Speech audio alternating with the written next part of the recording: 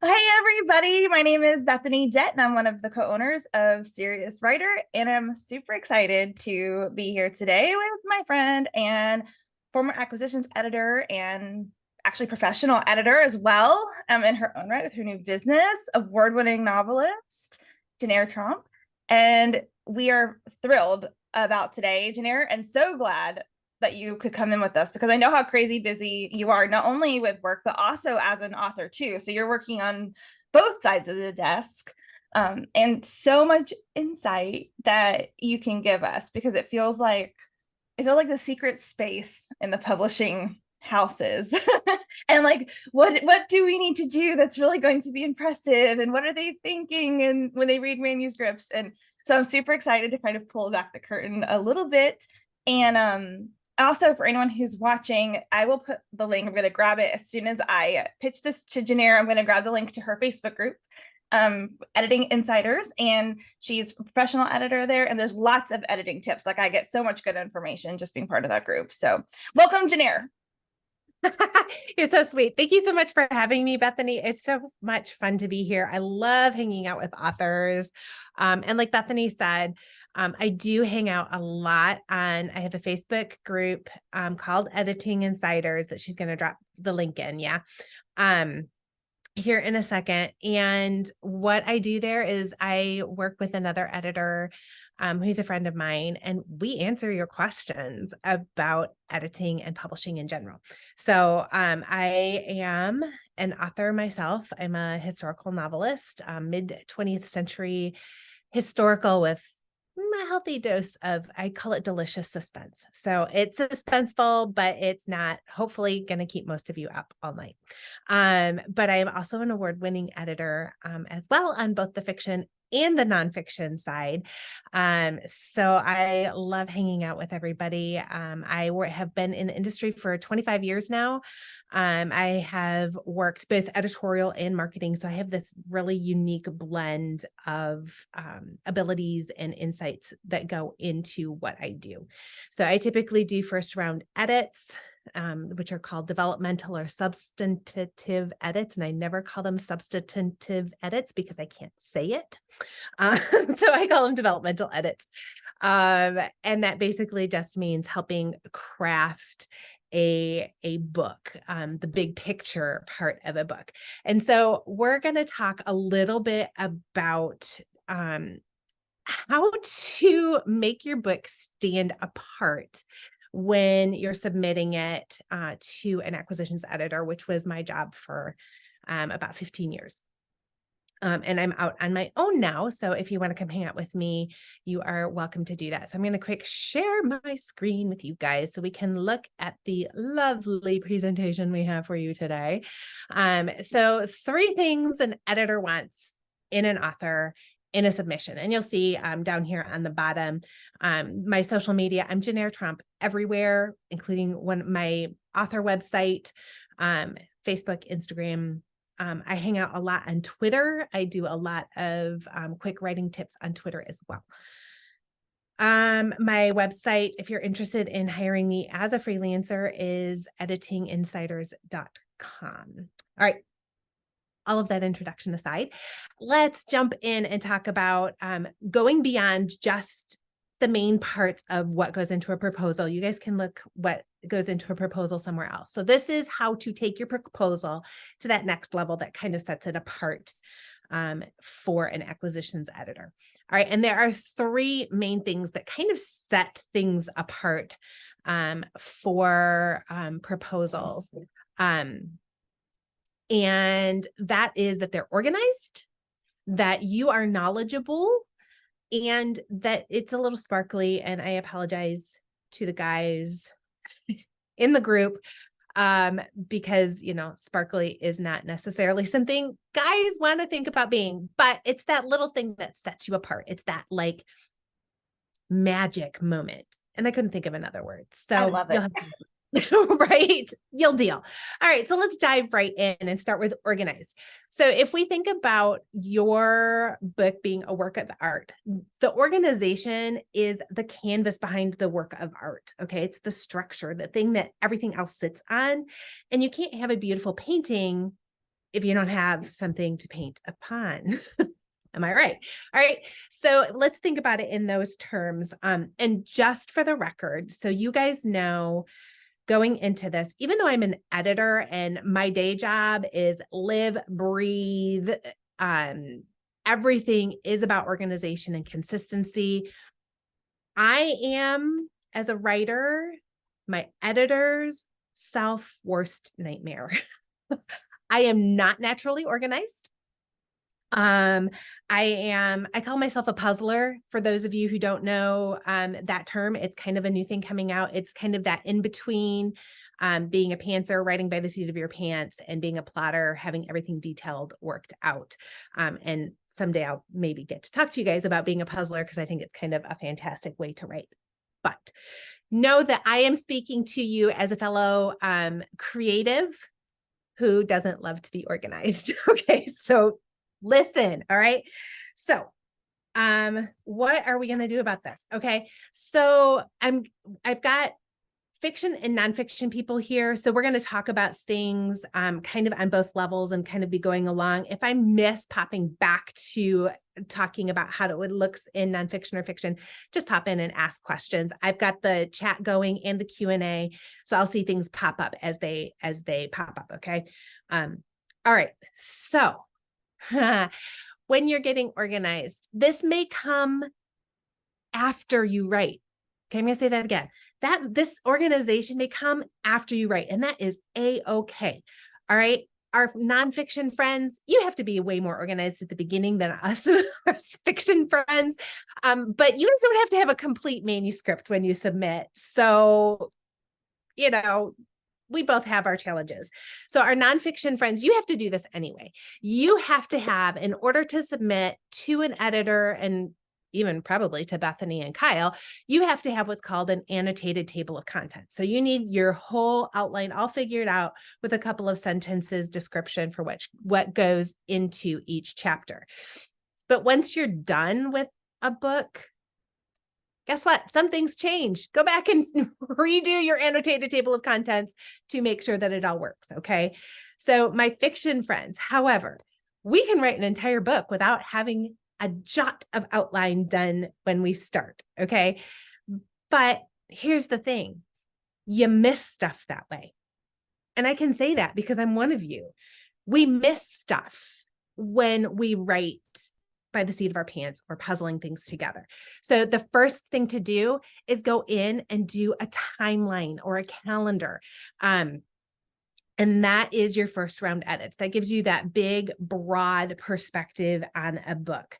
Okay. So, and I'm going to delve into these deeper in just a second too. And we're going to look at themes. This is something that both our fiction and our nonfiction people need to do. Watch your themes, your metaphors that you're tying throughout. Make sure they're consistent, not bumpy, not overdone, not underdone. And I'm going to show you how to work on that. And then character. For our fiction people, character is character, right? For our nonfiction people, I'm going to challenge you to think about your target audience as your character. Okay, I'm going to say that again. Nonfiction people, think about your target audience as a character in a novel. Okay, you're taking them on a journey, and it looks almost exactly like a story arc. They have a problem that they are confronted with that they can't escape, and they have to figure out how to do it. There's things that are going to come in their way. You're going to show how to get over those things, and they're going to keep going until they get to this point where they have to make a choice and a decision to change and go attack it. And then their life changes. And that's the denouement in fiction. Okay. So as I'm talking about things, keep that in mind. All right. So, my friends, as we're sitting here, let's be honest with one another. Outlines suck. Okay, they do. So why do we need to do this? Okay. First of all, a timeline or a calendar, and you can literally do a calendar. You can literally take a calendar and fill it in. I think I've got a calendar here. So this right here is part of the calendar for my book, Shadows in the Mind's Eye. So this was my debut, Shadows in the Mind's Eye. And this here is a calendar for part of what happens in that book. Okay.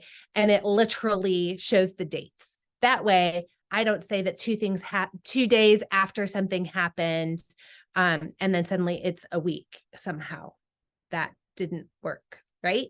And so it helps with details like that. It's an outside structure that helps us contain things that we might otherwise lose track of, okay? It also helps to make sure that it snows in January and not August, at least if you're in the Midwest of the United States, right? Or that your character who dies in chapter 6 doesn't reappear in chapter 12. A timeline also helps identify problems with backstory. In addition to including when you reveal backstory in your timeline, in your outline, you might consider creating a separate backstory timeline, okay? And that helps you know when things are being revealed and what the whole backstory timeline is, and then a separate outline for the actual book so that you know when you're revealing that information, okay? That's our fiction people. Our nonfiction people, an outline helps you make sure that whatever you're talking about in a particular chapter is what you're supposed to be talking about. Right? So be brutally honest. If you're talking about event A in a target audience person's life, and suddenly you're talking about, oh yeah, and upcoming we're going to be talking about B, cut that. It doesn't belong with A, okay? And if you are looking at your outline as you go through and you edit, you'll be able to say, okay, this chapter is about A. Anything that is not A, highlight it, cut it, and paste it into a separate document. Don't ever delete words, you guys. Don't ever delete words. Save them. Fiction and nonfiction people, they become fantastic pieces for promotion later, okay? All right. So this helps you with accuracy. It helps you identify backstory issues. It gives you a bit of a structure. So the structure is probably the most important reason to develop outlines before you turn into an editor, okay? Because you guys, details matter, like a big hole in a canvas matters, okay? There's a lot of things that as an editor I can fix. I cannot fix a big hole in your canvas. That's something that you are going to have to fix. And if you're submitting to me, that's too much work. That's too much work for me. I used to get dozens of manuscripts, proposals a week, and I was only getting it from agents, you guys. So you're up against stiff competition. The fact of the matter is that acquiring editors are looking for an excuse to reject your book. I know that sounds awful. It felt awful doing it, but that's what the reality is our jobs are not to help authors as acquisitions editors. Their job is not to help authors make their books better. That's just not their job.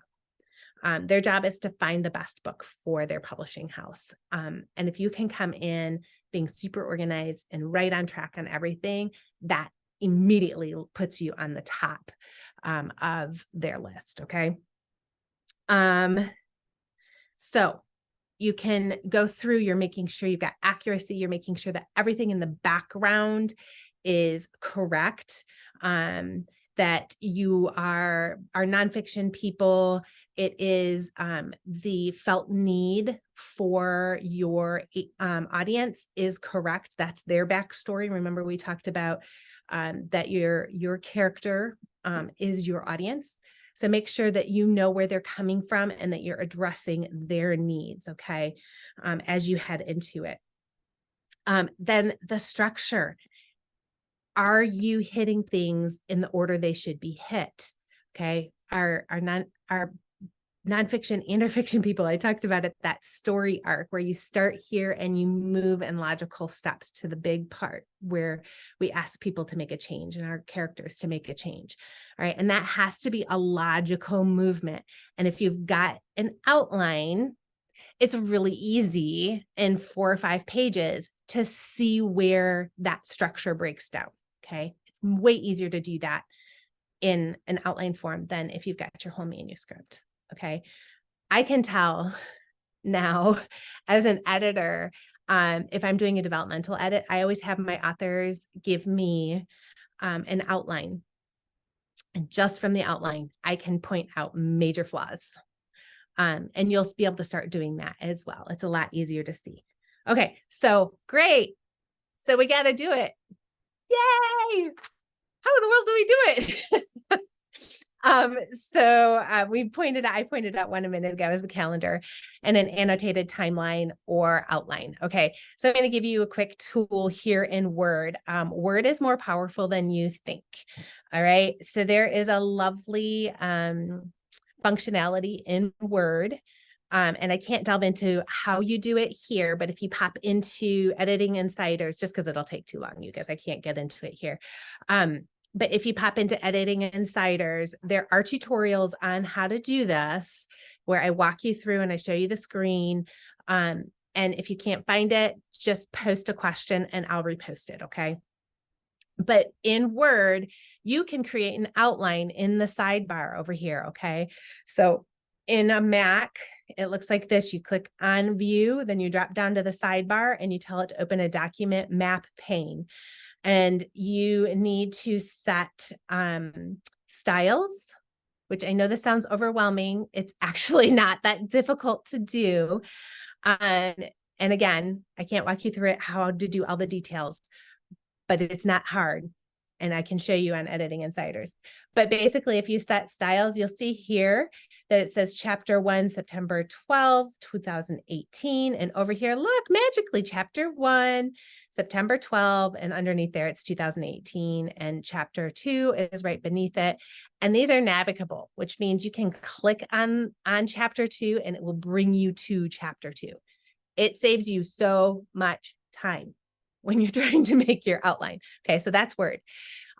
If you have Scrivener, so Scrivener is a software. It's a very powerful, very overwhelming sometimes software that was created specifically for novel writers. Scrivener can compile and outline directly out of your scene and chapter descriptions. It's fantastic. If you're not familiar with Scrivener and you have a little bit of technology chops, I would encourage you to check it out. If technology scares you, ignore that Scrivener exists because Word is more powerful than you think. All right. Okay. So that's just a quick, like how to create an outline. It's not as hard as it sounds. You summarize your what's happening in your chapters. For those of you who are doing nonfiction, I suggest you do both a quick chapter summary and then a summary for each of your headers after that. Okay. Because then you'll be able to tell, do my headers belong with the chapter? Well, occasionally, okay, more than occasionally, I run across entire sections of chapters that don't belong to the argument, that don't belong in that arc for our audience. Okay. Again, here's the calendar. Sometimes this is super helpful if dates really matter. And if you have a compact timeline, especially. So Shadows in the Mind's Eye happens over a very short period of time. It's considered psychological suspense, which psychological suspense often is a very condensed timeline. So it's very important to have everything happening when it's supposed to happen. All right. Now we're going to talk about themes. So we've got the basic structure all in place. Here's the thing, list your themes. It's not that hard.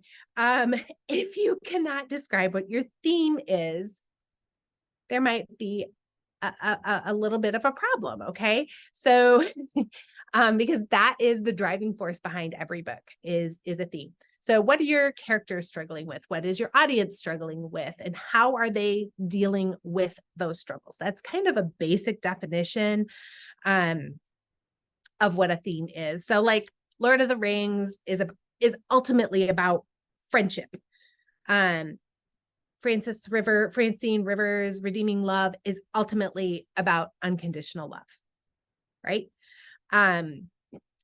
Here's the thing. When you first start writing a book, your theme isn't always readily available. It's not always there. And that is 100% okay. But when you are halfway through, 3/4 of the way through, start thinking about your theme, because it has to be there and it has to be clear and it has to be there from the very beginning. Okay. And don't panic too much, because right now you have some great resources. If you have an agent to call your very own in Bethany or Kyle, you can ask them, like, how do I figure this out? It is not really rocket science. It's drilling down to the very essence of your book. Okay. And by asking these questions, that will help you figure it out. But then write it down, because guys, this is going to become part of your proposal. And I was going to say I see, but I don't acquire anymore. So if an acquiring editor sees that you understand theme, again, that's going to bring you to the tippy top of their pile. All right. So here's the last little bit of organization. All right. So for our fiction friends, you are going to make a list of your characters. I call it a character Bible. It's a place where I can go that I can readily see everything about each of my main characters. So in Shadows in the Mind's Eye, which I just referenced a minute ago, Sam Mattis is the main character. And in my character Bible for him, I list his full name, which is Samuel. Heaven forbid anybody call him Samuel. It has his birthday. It has his parents' names, his wife's name, his daughter's name, his birthday, when he was sent off to the Pacific. All of those individual dates. It has what he looks like. I Enneagram all my characters, so it has that information in it as well. But then I do that for every one of my characters. I don't Enneagram all my characters, but if they're side characters, but I do that for my villain and my main character and my main side characters. And what this does is help with consistency, because editors are sticklers for consistency. Okay. We're going to catch you if there's an inconsistency in who the character is, what they look like, those types of things.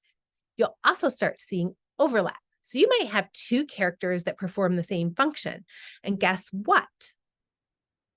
That's a problem. That's taking up space and creates confusion in your reader's mind. And one of the characters needs to go, typically merging them. Okay. All right. So, and like, here's a great example of what I mean by overlap. So in Lord of the Rings, you're going to hear me reference that because most people know a little bit about Lord of the Rings. But you have Sam as the sidekick and Gandalf as the mentor. Well, what would happen if there was Gandalf the Grey and, I don't know, Murdoch, who was also a mentor type character? It would get confusing. And why do we have these two guys? This is weird. Like it just doesn't work. So you have to pull those apart, put them together, those types of things. Then you use these outlines or these lists of characters as you're going through your edits, and you make sure that you don't have these problems in your book. You also might find as you're doing this, and again, you can do this before or after you've written a book, okay? You might end up finding out that you have an underdeveloped character. You might have somebody who's a cardboard character. Look, I am the love interest. All love interests in this type of genre do this.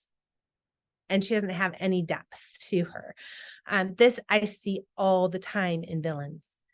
I tell people your book lives and dies by its villains. Your book lives and dies by its villains. Okay.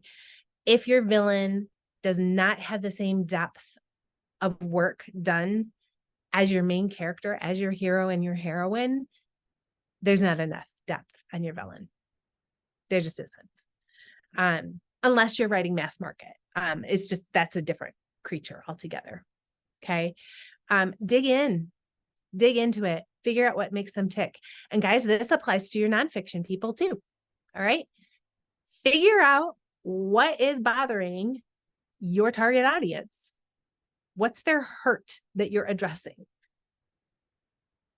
Right? What's their hurt? What's that felt need? How do we dig into that and figure out how to help them? Because that is super, super, super key. Again, as you're developing work for your nonfiction, your audience is your character. Okay. Do a character's Bible for them. What are they looking like? What do they sound like? What are they struggling with? What's their dark moment in their life that they're dealing with that you're going to help them with? All right. And then you're going to put all this together because, again, this is information that eventually your editor will need. Well, maybe not need, but it makes their job a whole lot easier. I will never forget the first time I had an author turn in a character Bible to me, and it was Erica Vetch. She's an amazing Regency writer. She writes mystery in the Regency era. She sent me a character Bible and my jaw hit the ground and I was like, oh my word, this makes my life so much easier. What if villains are elements or animals? Know the backstory. So the book that I have coming out in May of 2024, it's called Darkness Calls the Tiger, takes place in World War II Burma. There is really, the main character thinks there's kind of a villain, but he's not. And really what it is war. And so I learned a lot about that war and how it affected people and how it moved. And it's the same thing. So you have to understand what's going on behind the scenes in your characters in order to write a really effective, really driven book. Because if you don't understand why a villain does what they do, if you don't understand why the war moved the way it did, if you don't understand what happens when a tornado comes through and ruins everything, you will not understand how it truly affects the people that you're writing about. And that's what story is. It's all about how people are affected by things and how they come out of it. And that's what our nonfiction is too. It's all about how your target audience is affected by particular things and how you can help them out of it. Make sense? Okay. All right. That was organization. We spent a lot of time on that because it really is one of the cornerstones to making your book stand out. All right. But now we have this lovely canvas that doesn't have any holes in it and it's all prepped and it looks lovely. It's stretched on the frame. It's gessoed, which is just the white stuff that they paint on it. So it's prepped to paint on. I'm too knowledgeable. This is about you as the author. Okay. And this is the pencil sketch behind the work of art or the pre-work done before you actually go and paint something. So when you do a large scale painting, you actually draw little ones first. And it's just to kind of figure out light and that type of a thing. So this is about how you do things. And I need you to be knowledgeable in 3 areas. Okay. In the market, in the specifics, and in your platform. All right. We're going to talk about the dreaded platform really, really briefly. Okay. Don't panic on me. Okay. So you need to be knowledgeable about the market. Basically, you need to know what's selling. You have to know what's selling and what people need. If you're willing to kind of flex with the market, it shows that you're flexible, which is something that is really nice to see. And it becomes a factor in re-signing an author. Little known fact is that getting your second contract is almost as hard as getting your first. It is a very difficult industry. And I don't mean to discourage anybody because if you're called to it, keep writing. But the fact is that it is hard to get a second contract. And part of that comes from the interaction between the publishing house and the author. And that's just because we're all people, right? Okay, so it also shows saleability. So, I mean, I would like to say that all publishers have a mission mind, and a lot of them do, but they have to make money. They're a business. Everybody who works there likes to feed their kids, right? And in order to feed our kids, we have to make money, and that is just a fact.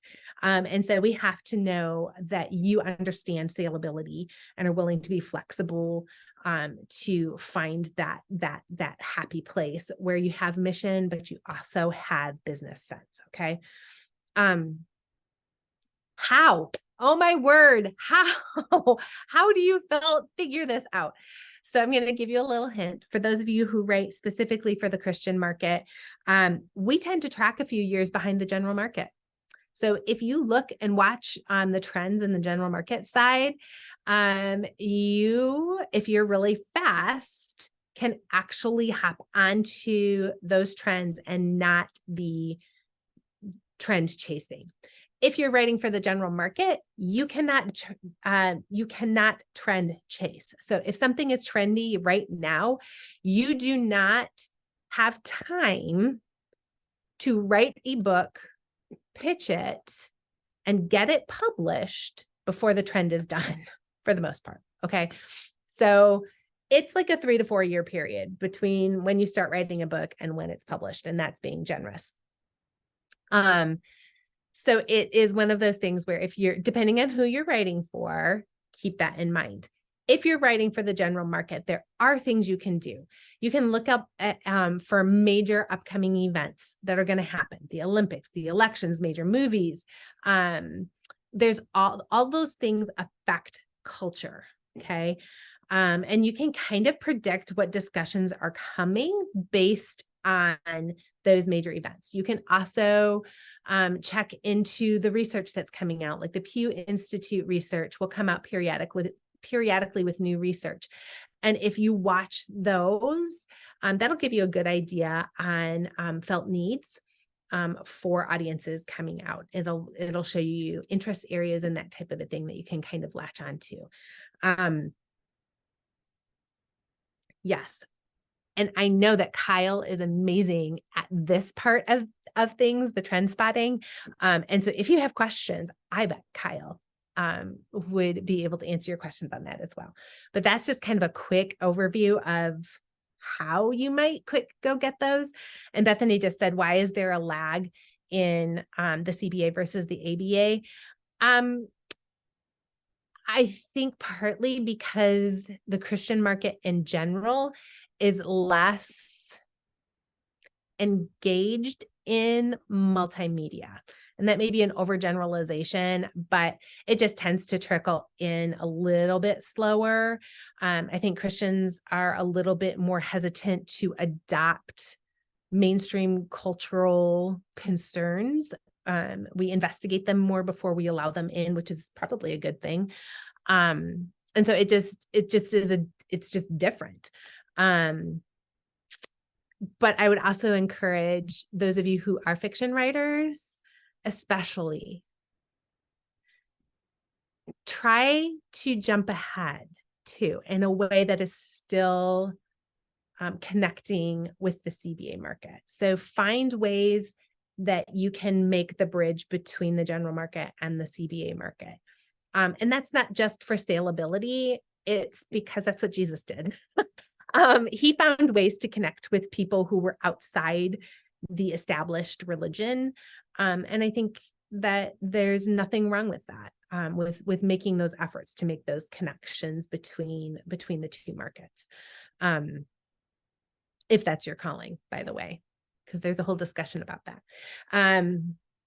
All right, so we're going to be knowledgeable about our market. Take the time to go study, go read, do some research, have fun with it. Go find cool stuff that other people are talking about, and engage in that discussion yourself. So that's the market. Be knowledgeable in the market, and then be knowledgeable about specifics. Okay. knowledgeable about specifics. So when I was working for Kriegel, one of my main jobs was acquisitions. And our publishing house had very specific things that we were looking for. Well, if you came to us pitching something that was outside of those things that we were looking for, I would reject you immediately. And it's a waste of my time and it's a waste of your time. And nobody has time to have time wasted. Bethany and I were just talking about that before we popped on. It's like this industry runs on a shoestring, and that's all we can do to kind of keep moving forward. And so do your part in making sure that nobody's wasting time. If you don't know what a particular house or agent or whatever is looking for, go to writers' conferences. The Christian Writers Market Guide is a great resource. You can look at a house's recent publications. Their catalogs are all online. Go to their websites and find out, do a little bit of research. And here's the thing is, if you aren't trustworthy in details, if you aren't trustworthy enough to figure out what a particular house is looking for, they won't trust you with bigger things. I mean, that's biblical. God didn't, if you aren't trustworthy in small things with your little talents that God has given you, then he's not going to give you more. And that goes for publishing houses too. So just be aware of the specifics of what's going on in individual houses. And the good news is that you have Kyle and Bethany helping you watch out for that. So listen to them. Your agent is there to help you. And these two are amazing at that kind of thing. Okay. So now we need to get to the platform. And platform, I tell people before you panic, platform is not about numbers.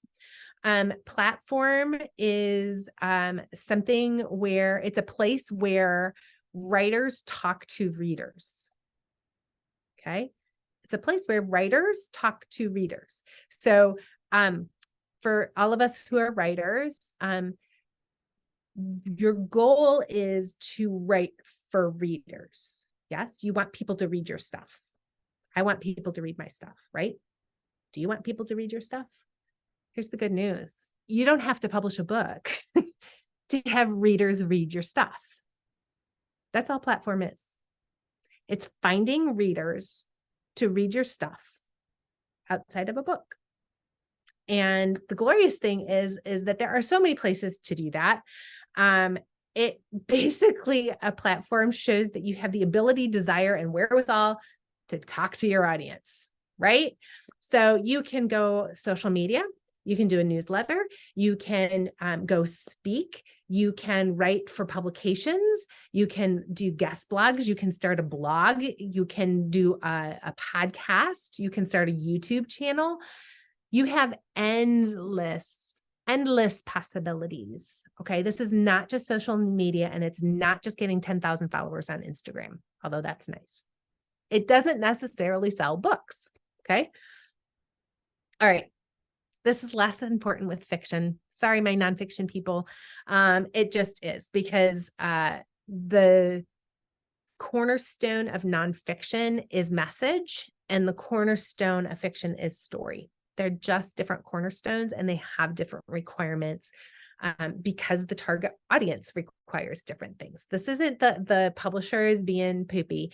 This is just what us giving the audience what they're looking for. Make sense? All right. So how do we do this? First of all, I have an entire 1 hour discussion workshop on basically figuring out your newsletter. So we're not going to get into it too deeply because it is an entire couple of workshops just in and of themselves.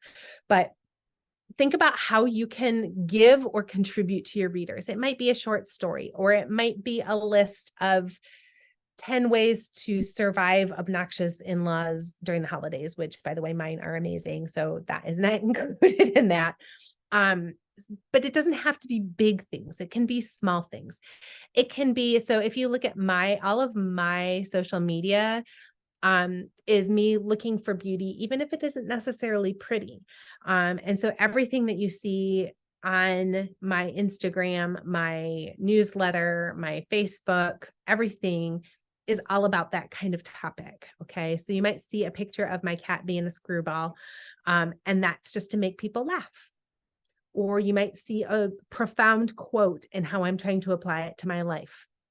And that's finding beauty in the struggles of our lives. See, same theme, but I'm contributing to my readers. Okay. So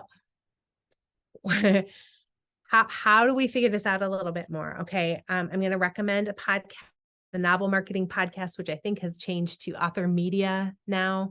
It's Thomas Umstattd Jr. He has a lot of really good information. Here's a little that I say with everything. Editing advice, marketing advice, everything in publishing, take what works for you and throw the rest out. Okay. Take what works for you and throw the rest of it out. There are very few rules, other than what's in Chicago Manual of Style.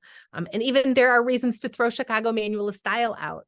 Don't burn me at the stake for saying that, but that applies to everything that I'm recommending here. So Thomas Umstattd Jr. has a lot of really good advice on marketing.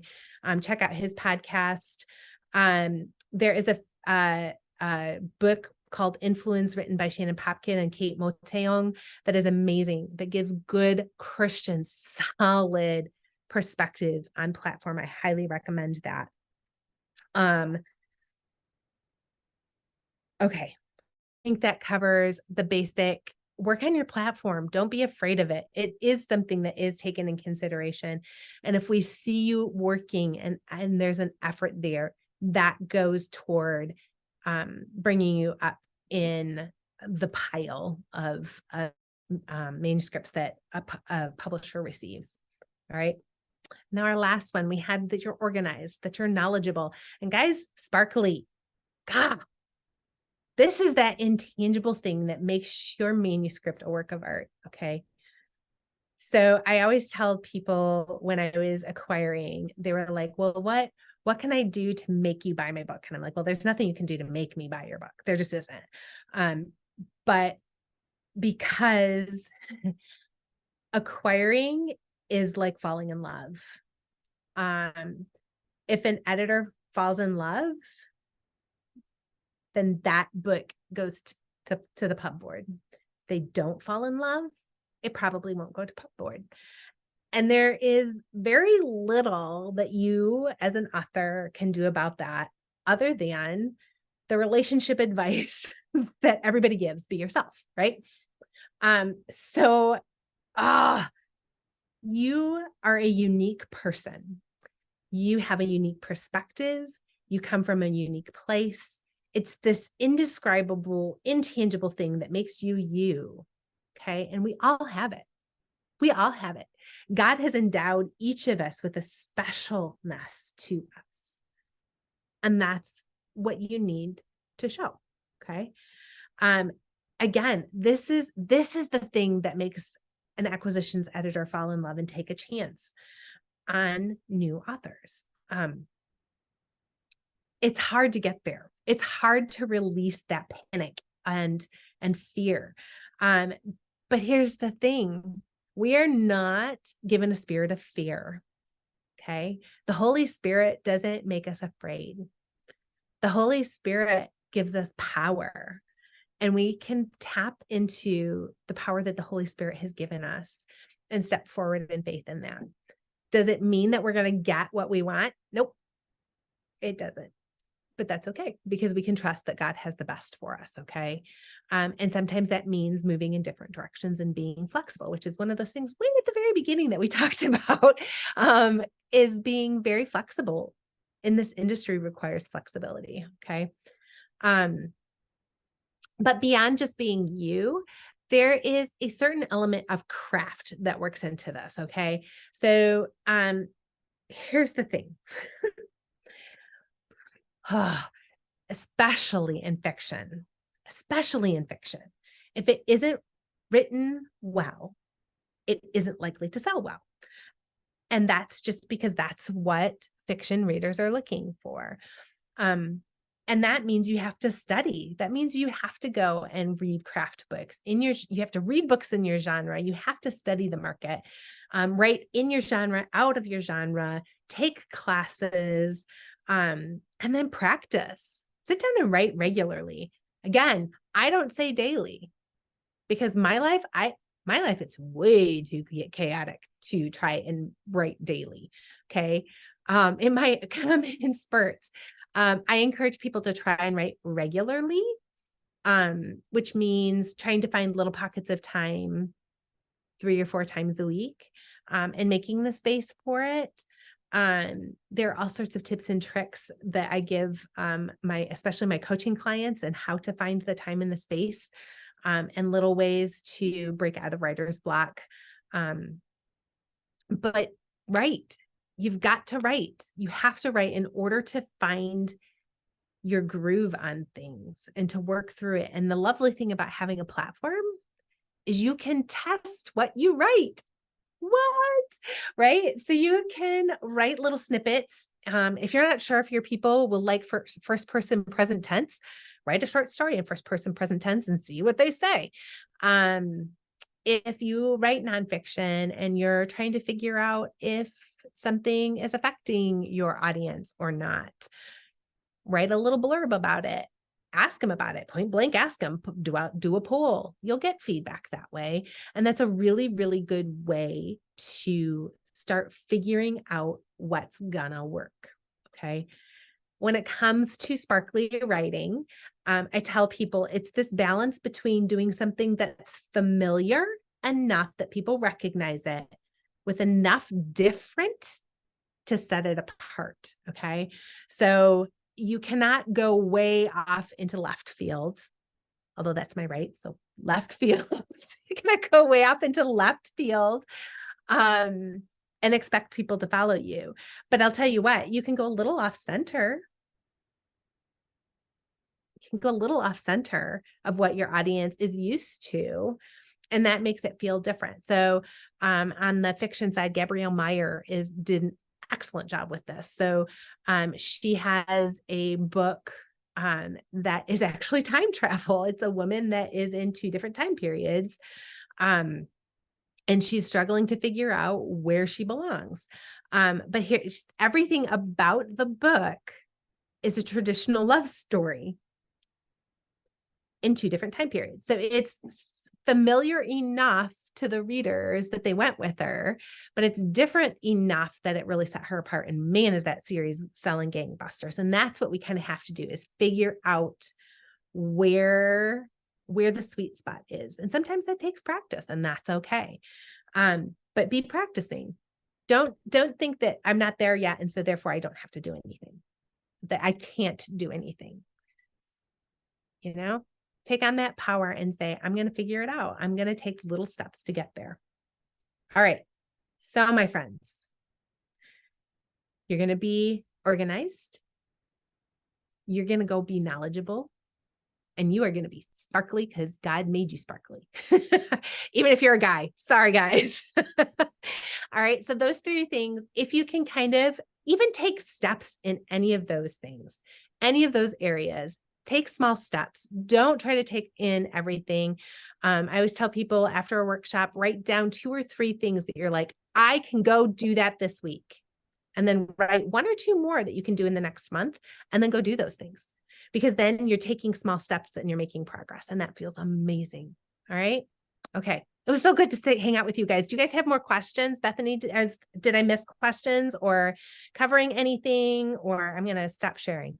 Okay, this was so good. I loved what you said about the cornerstones for fiction being story, and then nonfiction being about the message, because it's so true. I mean, I was just like, I wanted to just be like, yes, like after every point, like in the chat, but I was like, I knew I would just be blowing up. So I have a couple questions, follow-up questions. In earlier, like at the sort of the beginning of the presentation, you talked about read throughs, about how many read as an acquisitions editor, so somebody in that role, when they get a manuscript, and it could be up to 50 pages, I guess, for that first one, how many times do you look through it before you ask for a full, and then when you get the full, how many times do you read through before you make an offer? What is that process like? Maybe is the better question. Process. I was gonna say, that's what I was expecting. So here's the thing: 90% of proposals, I don't read past the first page. Really? I get too many. I got too many. And so I look for specific things. And every acquisition is really weird because I've talked to a lot of other acquisitions editors about what their process is, and we're all a little different. And part of that is based on what our publisher is looking for. Okay. So Kriegel was a much more mission focused organization than Thomas Nelson. And that's just the nature. There's nothing not right or wrong to that. It just is. Okay. Right. But Thomas Nelson is going to be far more focused on marketability, saleability than Kriegel. Kriegel is much more focused on biblical content and then saleability. Okay. And so when I was acquiring, because it was my job to find something that fit Kriegel, those were the things I looked for first, and I'm looking for saleability, but I'm also looking for message and biblical content. Whereas somebody from Thomas Nelson is like, is it hooky? Do they have a big platform? Those types of things before anything else. Does that make sense? So it makes total sense. I look at hook, biblical content, and I typically will read the hook sentence, the short summary, the bio, and then I will jump to the first page and read the first paragraph. But I will stop reading after the hook. Wow. If the hook isn't good, I pass. Or if it doesn't fit Kriegel. Right. If it didn't fit Kriegel, I would pass. It's crazy how much work goes into, being on the agent side now, and just so much work goes into it, but then how little time it takes to know whether or not it's a fit. I mean, it's just that it's so off. Crazy. But it's I know. Crazy. But it's something like, I worked for Kriegel for 25 years. Wow, that's a long time. I didn't know it was that long. That was a long time. I worked for Kriegel for a long, long time. So I worked in marketing before I switched over to editorial. So that's where I was saying it's really important to know the personality of the different houses. So, like when I'm pitching, I drive my agent crazy sometimes because I'm like, here's a good hook and pitch for this house. Here's a good hook and pitch for this house. Like I seriously do that. Like I give different pitches based on different houses. I think that's really smart because that's kind of what you need to do. Yeah. Because they're all looking for something dramatically different. Well, and if you can figure that out, that's a huge key. And that's where I was saying being knowledgeable about the market.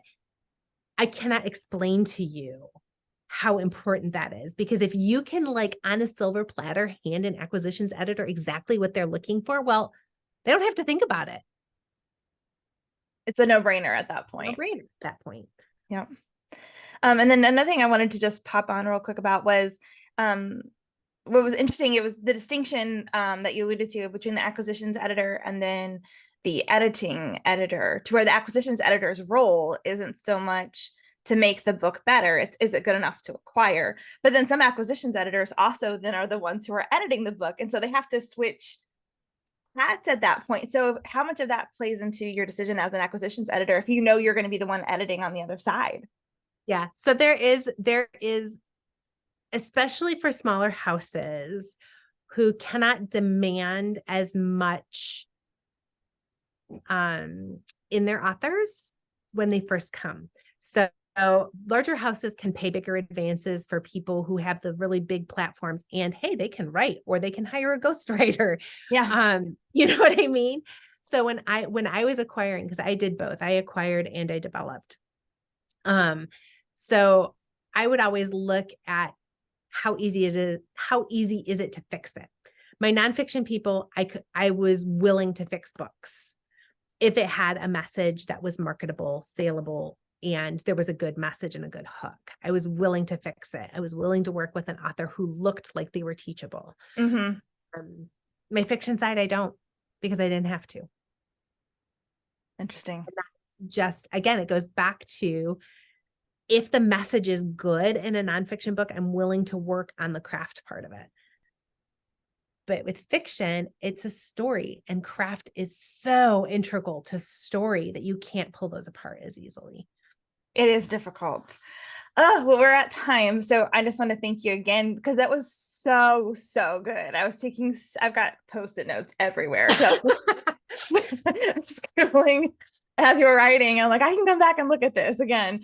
It was fantastic. So thank you so much. And then I wanted to also again mention your editing service. So all this experience that you've had with the publishing house, now you're working with authors. So can you just give us a promo again for Editing Insiders?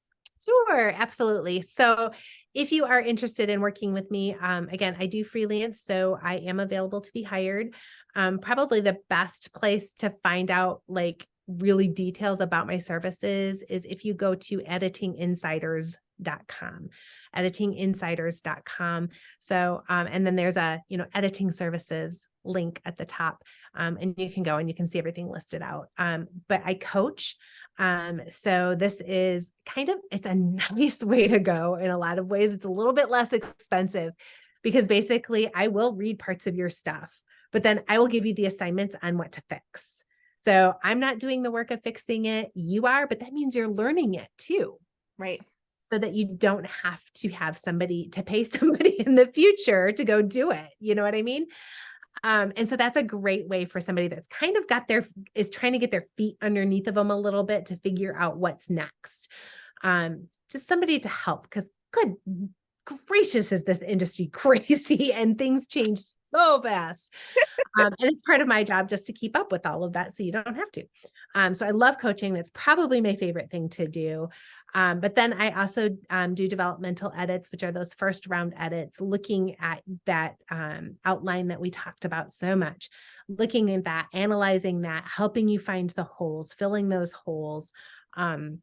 Because of my marketing background, I do a lot of work on target audience at that stage as well, because it's so important to know exactly what your target audience is looking for so that you can target that. Mm-hmm. That speaks directly into marketability and salability. Okay. So I do the developmental edits, and then I do a little bit of copy editing. It's if you need me to, I'm decent at it. It just is, it's not what I love. So I don't tend to do a lot of that. But I do a little bit of help on the marketing side as well, just because of my background. So especially my coaching clients, I kind of take them from that very beginning stage all the way through to the end to starting a beginning platform and how to figure that out and work through that. So smart. I love that. So we'll make sure we've got that listed and linked, and fantastic. Thank you again for the time and the knowledge, because this priceless, really, in so many ways. And we appreciate you and we love you, and so glad that you're here with us. I appreciate you guys too. You guys are amazing. Do amazing work. Oh, thank you. All right. Well, everybody, we will see you at the next episode, or if you're listening, you'll hear us in the next episode. And we'll see you then. Bye-bye. Bye, everybody.